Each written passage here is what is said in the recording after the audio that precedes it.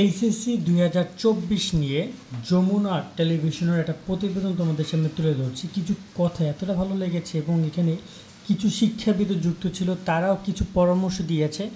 আসলে কি যে শিক্ষাবিদরাও এক প্রকার দাবি জানাচ্ছিল বা এক প্রকার বলছিল পরীক্ষাটা পিছিয়ে দেওয়ার ব্যাপারে, কিন্তু শিক্ষা মন্ত্রণালয় কি বলছে? যমুনা টিভিতে আজকে নিউজ প্রকাশিত হয়েছে 2 ঘন্টা আগে, দেখতে পাচ্ছ 2 ঘন্টা আগে। তো আমি এখন ভিডিও করছি হয়তো বা 11টা 11:30টার দিকে, তো 2 ঘন্টা আগে মানে প্রায় হয়তো বা 9:30টার দিকে তারা এটা প্রকাশ করেছে। আমরা এটা দেখি কি তারা বলছে এখানে। ও সমমানের পরীক্ষা, কিন্তু বন্যা কবলিত সিলেটে এই পরীক্ষা শুরু হবে 9 জুলাই থেকে। তবে পরীক্ষা আরও পেছানোর দাবি সেখানকার শিক্ষার্থীদের। প্রস্তুতির ঘাটতির কথা বলে অন্য বোর্ডের শিক্ষার্থীদেরও দাবি একই, কিন্তু আন্তঃশিক্ষা বোর্ডের সমন্বয়ক বলছেন পরীক্ষা পেছানোর সুযোগ নেই। তবে শিক্ষা গবেষক বলছেন আবহাওয়াগত বিষয়ে আমলে নিয়ে সারা দেশে একযোগে বোর্ড পরীক্ষা নেওয়া উচিত। অঞ্চলের 75% এলাকা বন্যা কবলিত। দীর্ঘস্থায়ী এই বন্যার কারণে সিলেট শিক্ষা বোর্ডের 1 লাখ এইচএসসি ও সমমানের পরীক্ষার্থী পড়েছেন বিপদে। কথাটা একটু শুনবে, এখানে কিন্তু সিলেটের প্রায় 75% এলাকা বন্যা কবলিত তারা বলছে। তো এই যে 75% বন্যা কবলিত, তোমাদের কি মনে হয় যে এই যে বন্যাটা হয়ে গেছে সিলেটের যে অবস্থা, এটা কি হয়তো বা এই 8 তারিখের মধ্যে ঠিক হয়ে যাবে? এত তাড়াতাড়ি কি বন্যার পরিবেশ ঠিক হওয়ার মতো, বা শিক্ষার্থীরা কি সেই পরিবেশে যেতে পারবে? এই যে 75% শিক্ষার্থীর কথা বলে, যেখানে প্রায় কয়েক হাজার, একজন শিক্ষার্থী যদি সেখানে ঝামেলা পড়ে, সেখানে শিক্ষার্থীর ন্যায় বিচারের কারণে তার পরীক্ষা পিছিয়ে যাওয়া উচিত, যেখানে লাখ লাখ শিক্ষার্থীর বিষয়টা আসছে। তো এই ব্যাপারটা কিন্তু আসছে। সেকেন্ড তারা যেটা বলেছে, বন্যার কারণে 9 জুলাই থেকে সিলেটে হবে পরীক্ষা। পরীক্ষার্থীরা বলছেন আরো পিছিয়ে দেওয়া হোক এই পরীক্ষা। যারা আজকে কলেজে অ্যাডমিট কার্ড নিতে আসছে, ওরা বলতেছে যে ওরা হাঁটু পানির উপর দিয়ে হেঁটে আসছে। তো আপনি ভাবেন, একটা যদি রাস্তায় হাঁটু পানি থাকে আর ওদের গড়ে কিরকম পানি থাকবে, আর যখন গড়ে পানি থাকে তখন মানুষ মানে কিভাবে পড়বে বা মনস্তাত্ত্বিক অবস্থা কিরকম হবে? এই অবস্থায় কিন্তু পরীক্ষা নেওয়া একদমই মানে অনুচিত। 1.5 থেকে 2 মাস পেছানো উচিত। বৃষ্টির কারণে এবং বন্যার কারণে পড়াশোনার অবস্থা এমন খারাপ হয়ে গেছে, মানসিকভাবে অনেক বিপর্যস্ত হয়ে গেছে। 1 মাস চাই পরীক্ষা পিছাইতে। সিলেট বাদে সারা দেশে এখানে যে সিলেট বোর্ডের শিক্ষার্থীরা কথা বলেছে, ওদের কথা বুঝেছে। ওরা বলছে যারা এডমিট দিতে এসেছে ওরা অলরেডি প্রায় হাঁটু সমান পানি থেকে এসেছে। তো হাঁটু সমান পানি যদি রাস্তায় হয়, তো বাসা হয়তো এর থেকেও খারাপ পরিবেশ আছে বাসায়। সেকেন্ড যে ব্যাপারটা বলেছে সেটা হচ্ছে যে এই যে শিক্ষার্থীরা যে পরীক্ষা দিবে, এখন তারা কীভাবে প্রস্তুতি নেবে, এটা কি প্রস্তুতি নেওয়ার পরিবেশটা কি আদৌ রয়েছে? তো দুজন শিক্ষার্থীর কথা শুনলে, যেটা সিলেট বোর্ডের, এই বন্যাটা কিন্তু তোমার ময়মনসিংহ বোর্ডের নেত্রকোনা, কুড়িগ্রাম, এই পাশে তোমার হচ্ছে যে নীলফামারী বা রংপুর, দিনাজপুর ওদিকটা হচ্ছে, তোমার এখানে চট্টগ্রামের যে কক্সবাজার, টেকনাফ, সেদিকেও কিন্তু হচ্ছে এই বন্যাটা। সে পরীক্ষার্থীর সংখ্যা 13 লাখের কিছু বেশি। তারা বলছেন করোনাকালের শিখন ঘাটতি থাকায় তারা ভালোভাবে প্রস্তুতি নিতে পারেননি, তাই পরীক্ষা পেছানোর দাবি তাদের। বাংলাদেশের পেছনে পরিসংখ্যানগুলো দেখেন, অন্তত এই মাসে পরীক্ষা নেওয়া হয় না। সকল বোর্ডের পরীক্ষা মিনিমাম 2 মাস পিছিয়ে দেওয়া হয়। পরীক্ষা পেছানোর দাবি একটা যৌক্তিক দাবি। 1 মাস হলে মোটামুটি হয়ে যাবে আমাদের। আমরা চাচ্ছি যে এমন একটা সময় যেখানে দুর্যোগপূর্ণ আবহাওয়া বিরাজ করবে না। দুর্যোগপূর্ণ মাসে কেন আসলে আমাদের পরীক্ষা নেওয়ার ব্যবস্থা করা হচ্ছে? পরীক্ষা সমন্বয়কের দায়িত্বে রয়েছেন ঢাকা শিক্ষা বোর্ডের চেয়ারম্যান। তিনি বলছেন সব দিক বিবেচনায় পরীক্ষার সিলেবাস ও এই রুটিন ঠিক করা হয়েছে। তবে সিলেটের পরীক্ষা আরও পেছানো হবে কিনা তা পর্যবেক্ষণ করা হচ্ছে। 30শে জুন থেকে পরীক্ষা নেব, এটা অন্তপক্ষে আরও 6 মাস আগের থেকে আমরা ঘোষণা দিয়েছি।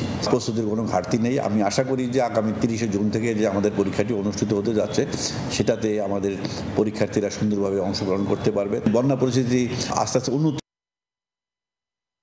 এখানে সুন্দরভাবে অংশগ্রহণ করার কথা বলছে, খুবই ভালো কথা।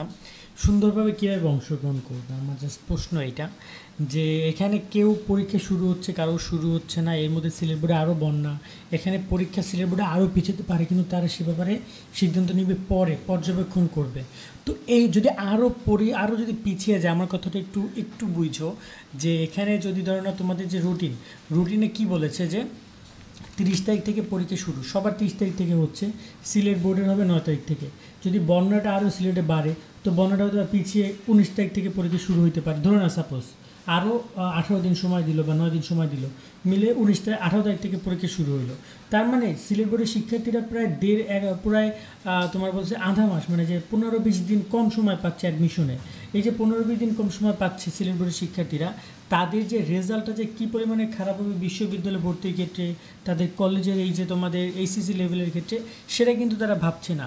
এবং এখানে কিন্তু দরকার ছিল সমতা, সবার একসাথে পরীক্ষা শুরু হওয়া উচিত ছিল, এবং শিক্ষার্থীরাও কিন্তু সেই ব্যাপারটা নিয়ে কথা বলছিল, কিন্তু তাদের মনে হয় না বিষয়টা ওরকমভাবে তারা বুঝতেছে। হচ্ছে যদি আমরা দেখি যে না এই সময়ের মধ্যে উন্নতি হয়নি, তখন আমরা আবার এটা রিভিজিট করার জন্য, রিভিউ করার জন্য আমাদের সুযোগ থাকবে।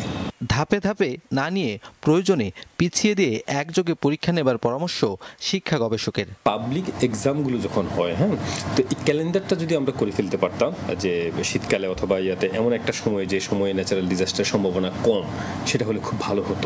যখন অন্যান্য বোর্ডের পরীক্ষা হয়ে গেল, সে ঢাকা বোর্ডের একজন অধ্যাপক, তো তিনি কিন্তু একজন শিক্ষা বিষয়ক হিসাবে উনি এখানে কথাগুলো বলেছেন, এবং তিনি বলেছেন যে তার নাম হচ্ছে ডক্টর মুজিবুর রহমান অধ্যাপক। তো তিনি কিন্তু বলেছেন যে এখানে এমন একটা সময় পরীক্ষা নেওয়া উচিত যখন কোনো ধরনের কোনো ঝামেলা না থাকবে। তো এই ব্যাপারটা কিন্তু সবাই বলছে যে পরীক্ষাটা এই জুন জুলাই মাসে কেউ এক্স্যাক্টলি ওরকমভাবে পরীক্ষা নেয় না, জুনের দিকে পরীক্ষা নেওয়া যেত, কিন্তু এখন যেহেতু পুরোটাই বৃষ্টি চলে এসেছে, আমরা যেমন বৈশাখ জ্যৈষ্ঠ আষাঢ় এই যে বাংলা মাসগুলো গণনা করি, যখন অনেক বৃষ্টি হয়, আজকেও কিন্তু ঢাকায় প্রচুর বৃষ্টি হচ্ছে, এর মধ্যে পরীক্ষার পরিবেশটা নেই, এটা কেউ মানতে পারছে না। ন্যাচারাল ডিজাস্টারের সম্ভাবনা কম, সেটা হলে খুব ভালো হতো। যখন অন্যান্য বোর্ডের পরীক্ষা হয়ে গেল, ছেলেমেয়েরা সাইকোলজিক্যাল প্রেশারে থাকবে, কীরকম যে অন্যান্য বোর্ডে কী প্রশ্ন আসলে একটু দেখে নিই, ঠিক আছে, একটু দেখে নিই, একটু ইয়ে করে নিই, তো তারা কিন্তু এক ধরনের বিভ্রান্তির মধ্যেও পড়ে যায়। তো সুতরাং এই জিনিসগুলো না করে খুবই ভালো হবে যদি আমরা একসাথে পরীক্ষাগুলো নিতে পারি, এবং এই জন্য যদি 1 সপ্তাহ 10 দিন আমাদের অ্যাডজাস্ট করে নেওয়া লাগে, আমি মনে করি এটা ভালো সিদ্ধান্ত হবে। পরীক্ষা পেছানোর গুজবে কান না দিয়ে শেষ সময়ে ভালো মতো প্রস্তুতি নেবার তাক। শোনো, লাস্টে তিনি যে কথাগুলো বলেছেন এটা কিন্তু যুক্তিগত কথা বলেছেন, যে সবার একসাথে পরীক্ষা নেওয়াটাই সবচেয়ে সুন্দর দেখাবে, কিন্তু সেটা মনে হয় না শিক্ষা মন্ত্রণালয় করবে। তাদের লজিকটা হচ্ছে যে পরীক্ষা যেখানে সমস্যা শুধু সেখানেই পরীক্ষা স্থগিত হবে, যদি দরকার হয় সিলেট বোর্ডে আরও পরীক্ষা স্থগিত করবে তারা, কিন্তু অন্যান্য জায়গায় পরীক্ষা ওদের মতো করে চলবে। এক্ষেত্রে বিশ্ববিদ্যালয় ভর্তি পরীক্ষা, মেডিকেল ইউনিভার্সিটি, সব জায়গায় ইউনিভার্সিটি কিন্তু পিছাবে না এই সিলেটের কারণে, ঠিক আছে, একটা ব্যাপার। সেকেন্ড যে ব্যাপারটা আসছে সেটা হচ্ছে তোমাদেরকে পরামর্শ দিব, দেখো তোমরা তোমাদের মতো করে পড়াশুনো করে যাও। এখন বর্তমানে এই যে বৃষ্টি হচ্ছে, বিদ্যুৎ নাই, অনেক ঝামেলার মধ্যে আছো তোমরা, আমরা জানি, কিন্তু কোনো কিছু তোমাদের হাতে নাই। পরীক্ষা হবে তোমাদের আগামী 30 তারিখে, তোমাদের এই রুটিন অনুযায়ী, এটা তোমরা শিওর থাকো, এটা তোমাদেরকে আমরা লাস্ট বলবো। আর এই আন্দোলন বা এই বিষয়গুলো নিয়ে হয়তো আমরা সামনে আর কোনো তেমন ওরকম ভিডিও করব না, তবে আমার বিদ্যুৎ নেই এই টেনশনটা আমার সবচেয়ে বেশি, অথবা এই বিষয় নিয়ে আমি একটু কথা বলবো, কারণ পরীক্ষা তো তারা নিবেই, অন্তপক্ষে বিদ্যুৎটা অন্তপক্ষে তারা একটু ইনশিওর করুক যে শিক্ষার্থীরা যেন বিদ্যুৎ ঠিকঠাক মতো পায়, বা তাদের পড়ালেখার প্রস্তুতির জন্য এই লাস্ট টাইমে এসে কোনো যেন ঝামেলা না হয়। সো তোমরা পড়াশোনা করে যাও, ইনশাল্লাহ ভালো কিছু হবে, এই দোয়া রইল, শুভকামনা রইল, সকাল অনেক ভালো থাকবা, আল্লাহ হাফেজ।